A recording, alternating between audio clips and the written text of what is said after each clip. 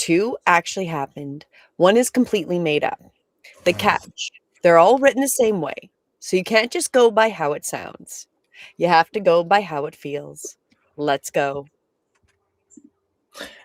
As you go through each story, think about two things: real or fake. Next stories. And who's actually in the wrong here? Completely made up. The cat. What's going on? I have no idea. I don't know why it dropped the image, but let's continue. I was like, no, I hear something in the background. Technology. Are you done your part? I gotta find the image here. No, I wasn't actually done my part. So here we go. No right answers, just gut reactions. Let's get into it. If you're new, subscribe now. We do this show we got a new time now. Mondays, 7 p.m. Eastern, based on viewer feedback. Too real, two truths and a lie. Let's go. Hello, Mind Mystic. Thank you for joining us. Drop in the comments where you're watching from. We'd love to find out. But we're going to get right into the first story tonight. And again, it's your choice. It's your decision. Is this real or fake? You're going to find out at the end. So story number 1, the interview that wasn't real. Am I the asshole? Here's the situation. I have been a hiring manager for 11 years. I have interviewed hundreds of people. I know what a nervous candidate looks like, what an overconfident one looks like, what a genuinely great one looks like. I thought I had seen everything. I had not seen this. About 4 months ago, I was conducting a final round video interview for a senior analyst position. Strong resume, great phone screen. The candidate had made it through 2 previous rounds with 2 other members of my team. Both said they liked him. About 12 minutes into our conversation, something started to feel off. Not wrong exactly, just slightly delayed. The mouth movements were a fraction behind the words. Now, side note, I talk really fast so I can understand that not working. But okay, the words were a fraction behind the words. His mouth movements. The lighting on his face didn't shift when he turned his head the way it should. When I asked him to lean forward to look at a shared document, his face stayed unnaturally still. I stopped the interview. I told him my connection seemed to be lagging and asked if he could turn his camera off and back on. There was a pause. Then the filter dropped. The person sitting in front of me was not the person whose photo was on the resume. Not even close. Different age, different appearance, entirely different person. He hung up immediately. We traced the original resume back through our applicant tracking system.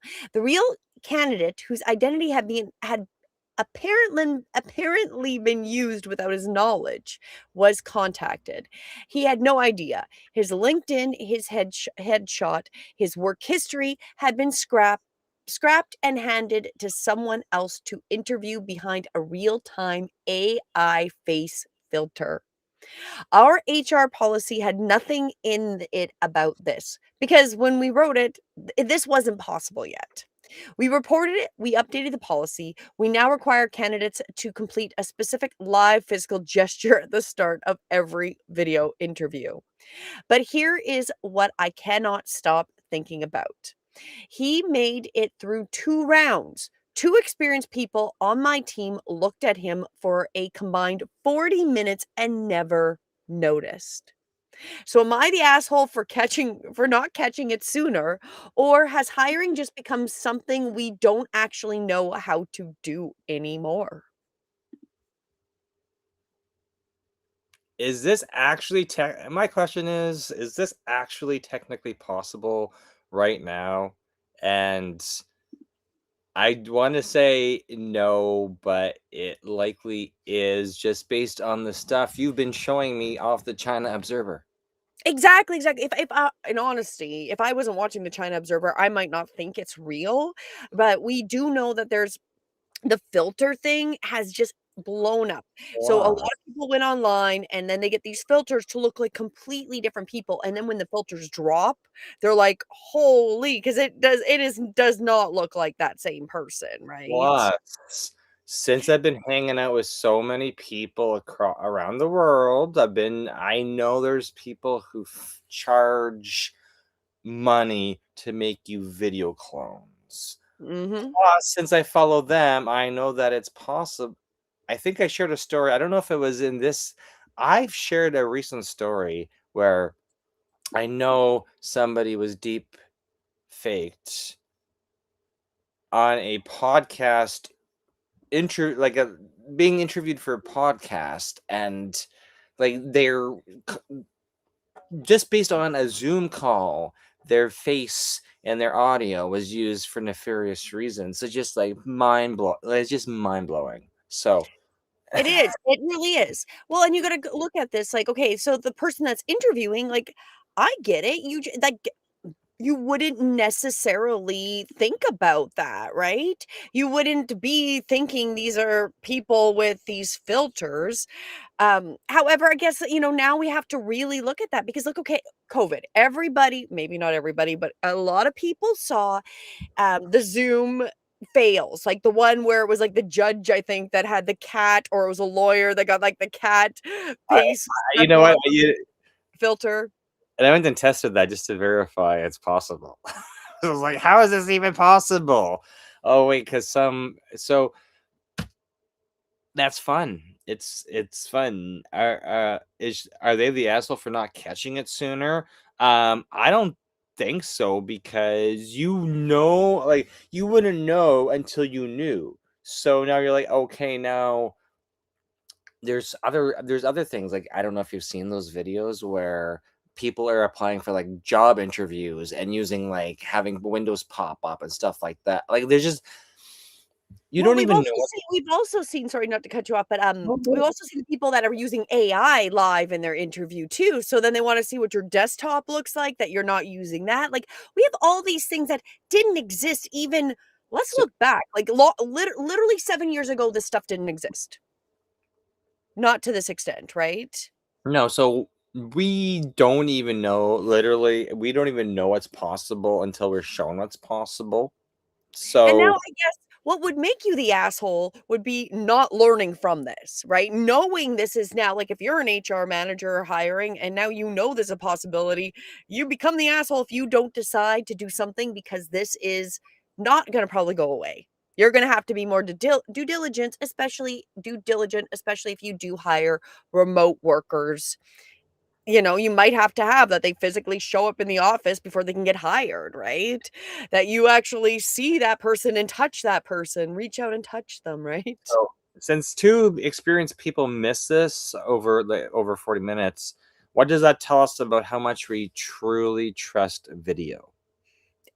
Well, we have been convinced that seeing is believing, right? And I've talked about this in more recent weeks that seeing is no longer believing anymore. So even if we see it, it's like seeing the AI generated content. So one of the examples I've used before is the trail cam footage that was being repeated with different animals where it's like, "Oh, I felt something was watching me." So they put a trail cam, but their tent is open and then some wild animal sleeps with them. Like there was different variations with a cougar and a bear and it was the same video, but they just changed the animal, right? So now we can't believe what we're seeing anymore.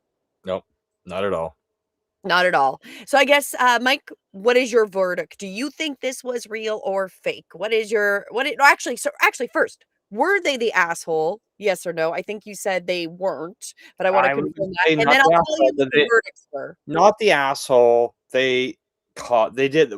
Would they have caught it without that face filter fail? Like, how long would this have gone on? So that's even a different angle. How long? Like, you're only noticing it's fake because you're catching an inconsistency. Exactly, exactly, right? So how long would it have gone on? I don't know. I don't know. It keeps dropping with the video, but I'll go with the verdict. The verdict was majority of people said on Reddit, not the asshole. You caught it. It's more than most people would have done, very much like you said, Mike. The technology is a problem, not your reaction time. There was a soft, "You are the asshole," 11 years of hiring, and you have no live verification process, and fair enough, like, as we go through this, yeah, we gotta start thinking ahead, and I guess for me, it's really now you know this information, what are you gonna do with it? And if you don't do anything, then yes, you are an asshole, right? But the top comment was, "The scariest part isn't that someone faked an interview, it's that they nearly got the job, and if they had, they wouldn't have even known that that person may not have ever been really who they even hired," right? So What then it's like, who are you like, giving access what to?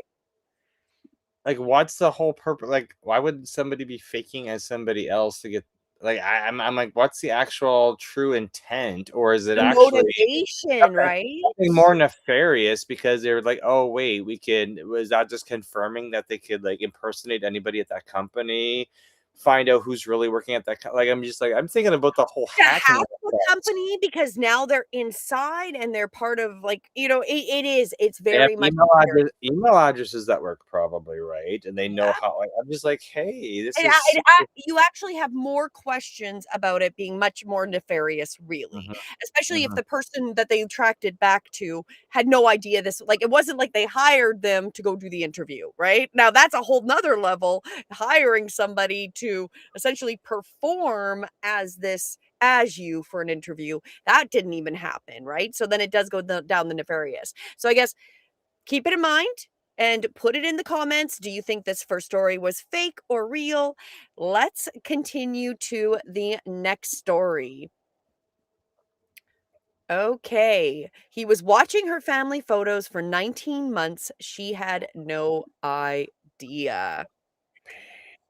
Am I the asshole he never actually left? So my ex-boyfriend and I broke up 19 months ago. It was not a dramatic ending, no big fight. We just two people who had stopped working who had stopped working and we both knew it.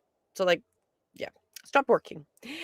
We split cleanly, or at least I thought we did. 3 weeks into our relationship, he had asked to join my family's shared photo album. It seemed sweet at the time. My mom liked him, my sister had added him.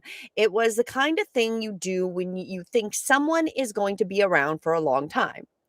When we broke up, I changed my passwords. I blocked him on everything. I did all the things you do. I did not think about the photo album. 19 months later, my sister mentioned something at Christmas dinner that stopped me cold. She referenced a photo from my birthday in October, a photo that had only ever existed in a shared album, and said our ex had commented on to a mutual friend, not online, in person. He had described it in detail the restaurant, what I was wearing, who was there.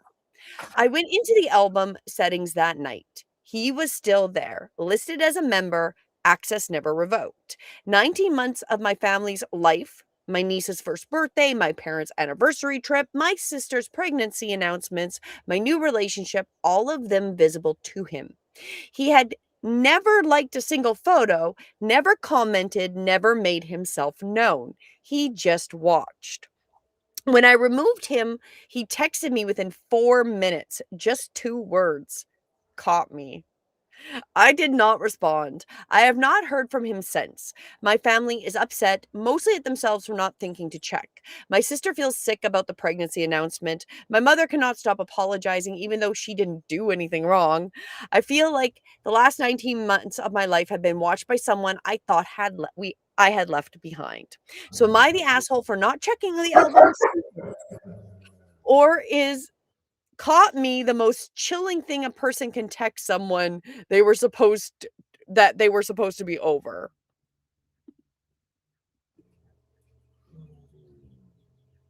Yeah, that's a creepy one. That is creepy. I'm That gonna say is something. creepy. I don't know what the most creepy is. It's like, okay, if you split on good terms and they're still spying, makes you go like, What?" Like, that's confusing. That I find confusing. Um, you know what? This is the problem. You are the asshole if you don't know who has access to what. That's all. It's almost like, it's like having this hidden audience, but like it's more. That's more. It's you, but you gave them access. I'm like, but you gave them access to that stuff, That's like and an employee that quits, and if you don't get them off your system, that could have malicious intent, right? exactly, or they have the full admin access to everything, right? So even if you think you got rid of them, you didn't like. Oh, this reminds me of one. I think this from like anyway, it just reminds me of one of the other episodes where it was something similar to this. So, um, is this stalking? I Because he knew when he was caught because he got the little notification. Yeah, he knew immediately. He was clearly stalking her at a level, like, that is, I think, why it's really unsettling, right? And guess what? He slipped up because he knew he got caught because he mentioned it to somebody, and then that's what raised all the red flags. So how long would it have gone on? That they wouldn't even have thought of it, right? He's Like, like, oh, he mentally, he's like, I said something to a friend. Oh, I slipped up, and then boom, remove. Like it's just like, yeah,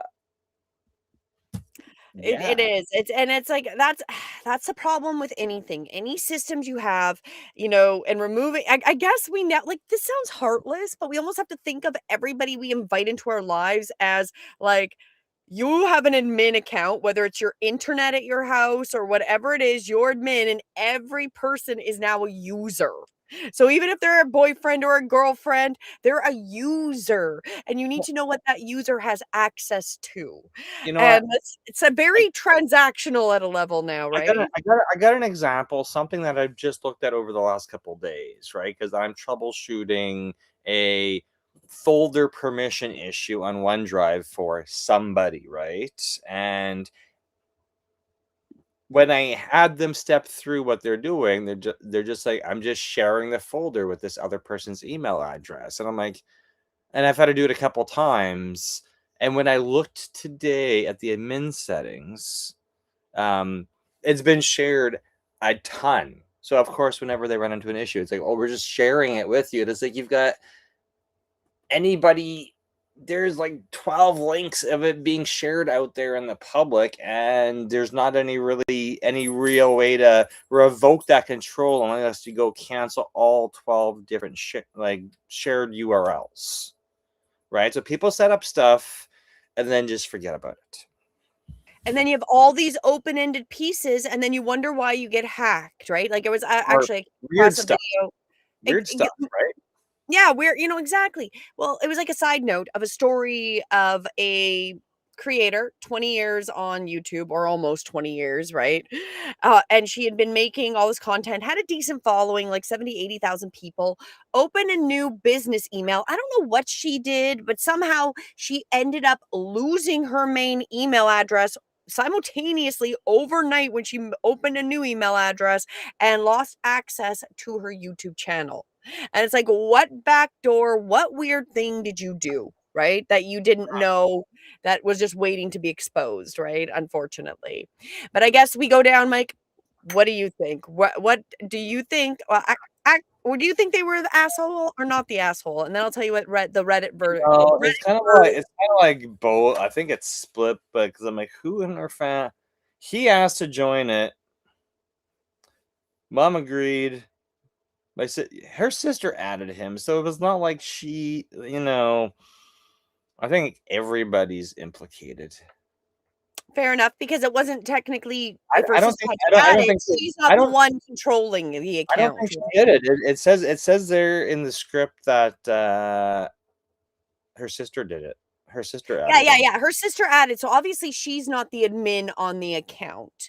However, there's a learning that anybody that comes into a family, friend, you start to get closer with, is that same idea, they become a user, and you need to know if these users are still gonna be in your life, if they still have access. But then that's also comes to, like, when you talk about updating passwords, that's also updating users. That should be something that you go through and look at least once a year, like, do all these people still need access, right? Who has access to what? So it is really kind of a little bit on them. The verdict on Reddit, you broke that she was not the asshole because she broke up with him. She blocked him, thought she had taken care of everything. How would she have known to think of something like that? He knew exactly what he was doing. There was a little bit of the soft, you are the asshole. Digital hygiene after breakup has to include shared access review. That's what we're just talking about, right? It's now part of the world we live in. It's painful lesson. Now you know, right? Top comment, caught me means he knew. He always knew. He was waiting to see how long it would take. That is not a person who moved on. So that stalker idea, right? That is a person who found a window and decided to stand in it, just being the little peeping Tom, got the like binoculars, right? 100%. So again, now I guess the next question is again, keep this in mind. Was that real or fake? Let's go to the last story of tonight, and then uh, sorry. Having issues with the screen sharing. Yeah, and I don't know why I was turning off earlier, so who knows? There we go. Okay, so story number 3. She talked to a bot at 2 a.m. It ended up in the courtroom.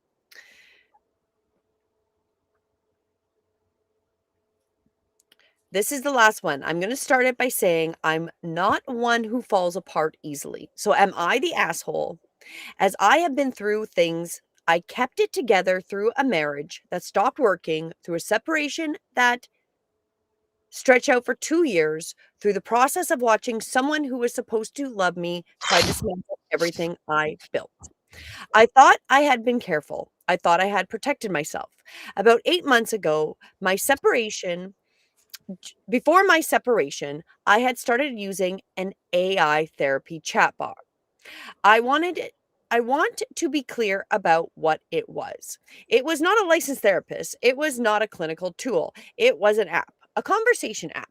Something I used late at night when I could not sleep and I could not call anyone and just needed somewhere to put the weight of what I was feeling. I said things in those conversations I would never have said out loud. Things about my anxiety, things about my days things I could not get out of my head and out of bed. Like when couldn't move my body. Didn't want to get out of bed, right? Couldn't get them out of my head.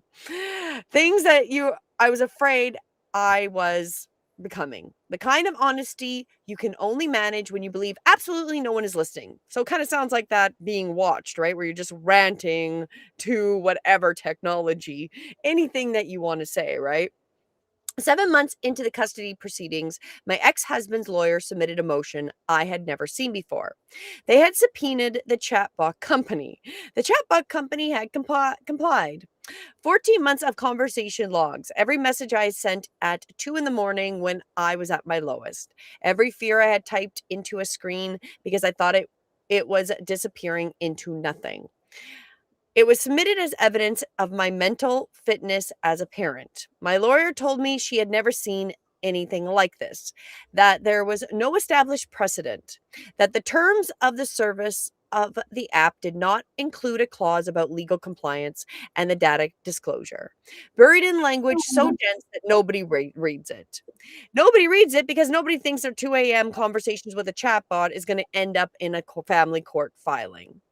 I'm still proceeding I'm still in the proceedings. I cannot say how it'll end, but I can say this. I used the app because I was struggling and I needed somewhere safe to say so.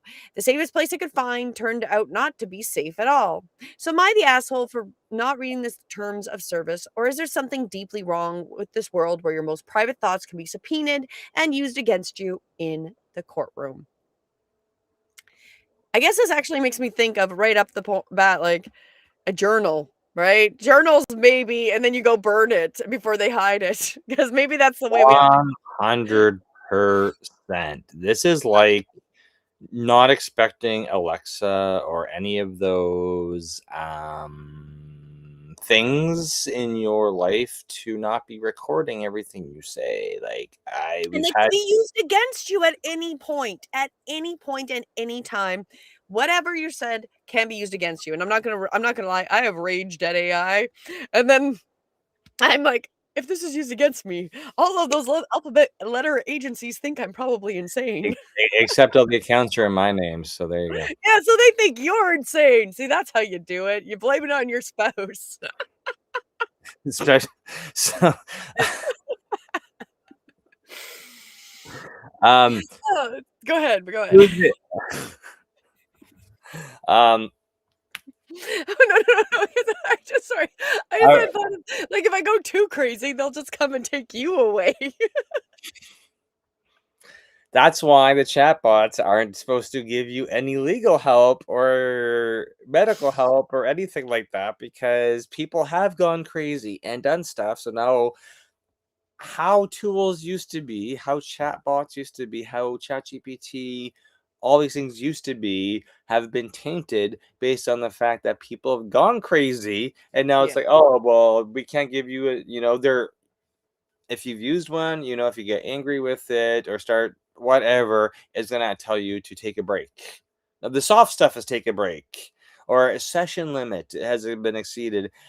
Sometimes it will, suggest counseling or other things like that. So we know people are using these things a Yes, lot. and we know that people are talking to them. We know statistically 72% of teens are using them as companions. So this is not unbelievable that at all that you're talking to the AI when you just want to release and want to be mirrored back some sympathy or whatever you're talking about, right? I'm gonna mention though, like this goes back a long time because when you're using, most of these things are free tools, right? Like ChatGPT, like most AI tools are free until you get to a certain um usage limit, and then they start charging you. So most of the stuff's free, just like your email, like Gmail or Outlook, when they're owned by a bigger company. And we caught this, I'd say 14 years ago. Our daughter's 13, so we caught this 14 years ago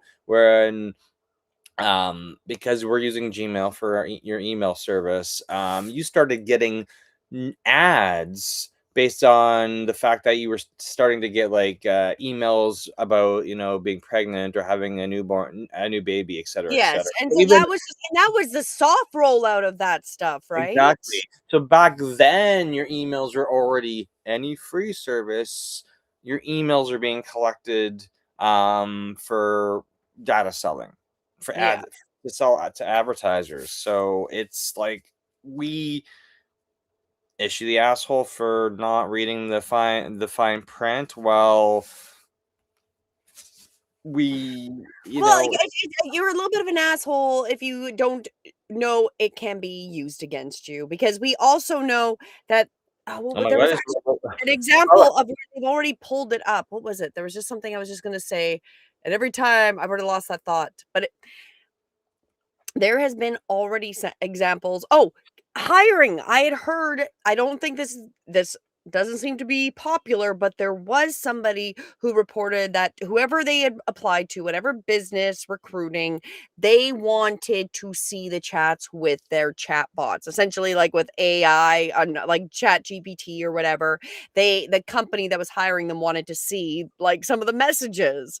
And so there you go. We already had that. oh, like what? Well, how did you do this work? We want to see your prompts that you gave AI tools to see how you accomplish this. I don't know if it was exactly phrased that way, but they were asking, all I know is that I was watching something and That's it when you're was like, I am going to use. essentially was this normal for like recruiters and employers to ask for people's conversations with the AIs, and that was something that had come up. So we know that that had already been somebody somewhere asked it. I don't know the details of it, but that was something I had already come across And in the this last is. few months. I was also going to bring up that I know that unless you go into the settings and say your stuff, you want your stuff to be deleted or it's private, like everything you're type. The reason these AI bots are free to a certain extent when you first get started is because it's a language model and it's using everybody's terminology, phrasing, et cetera, to make it better.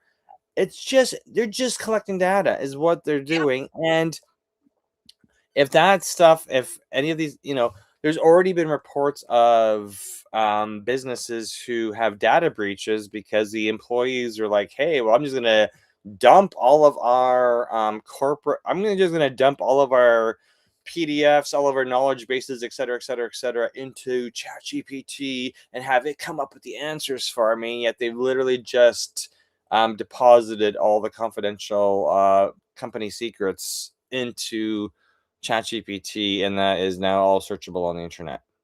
Exactly. Sometimes it's like, mum's the word and know what it's gonna do with whatever you're gonna tell it, right? So I guess overall, do you think she was the asshole for not reading it? Are soft, she's the asshole, she's not the asshole? What's your verdict? And then I'll go on Reddit's verdict. It's like soft because anything, like you should know that anything that you do is gonna come back to haunt you, whether it is like typing stuff into AI or in your email, or because you don't know what level of government spying has on you. Like how many like red lights do you blow before you get a red light? Or like whatever. Like Are they somebody's gonna watching you every do go, something. every light, You right? never know who is watching, and you're like, oh, nobody's watching, and then it hits you, and you're like, oh, okay, I guess somebody was watching, and then your And and ego in be And in deflated, right? fairness, even like I said, the journal, like going old school, writing in a journal, if you didn't destroy that journal, that could still be used as evidence in normal day, right? So you got to be careful what you put your secrets and your deepest thoughts into, especially if it's an electronic device that can hold it and have that memory, right? So the verdict was overall was not the asshole. She didn't do anything wrong. She sought help, which is fair, and the only place she felt available. The system exploited it. The responsibility lies with the platform that complied with the legal team that weaponized it. But I'm like, yeah, but the government's weaponizing it, right? So this is like part of that. There was again there was some soft that she was the asshole. And like you said, the terms are there. We need to start treating every digital conversations as not as potentially permanent. So we need to start treating every digital conversation as potentially permanent. That it's there forever once you've had it. That is the awful truth, but it is the truth. And the top comment was, if we're seeking help in your darkest moment can be used as evidence against you in a courtroom. The problem is not that she talked to a chatbot. The problem is a system has decided um honesty is a liability, right? So or that just struggling is a liability too, right? Which is a true point that, because I don't think anybody at some point doesn't have struggles and just wants to rant or have like an outlet for frustrations. And that is a very good point. Being used against you like you're not human, right? That's why a lot of us just like to go for drives and then just yell in our vehicle. I mean, just hope there's nothing listening. Hey, is OnStar listening to me? It I is. don't It knows pay where you for it. are. I don't pay Okay, for so it.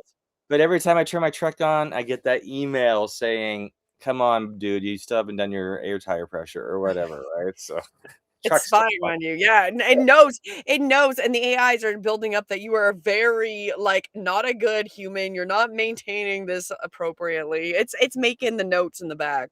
It's got that digital Of file. course, of You're not course. taking you're not taking care of your robots good enough.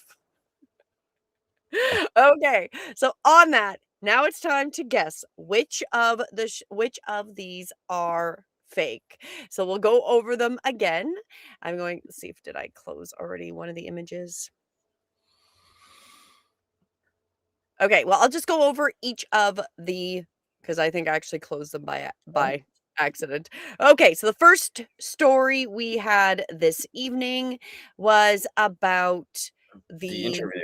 the The interview, interview that wasn't real. and essentially, the filter, and then, was that the real story? The interview with the filter and catching that there was somebody pretending to be somebody else to get that job.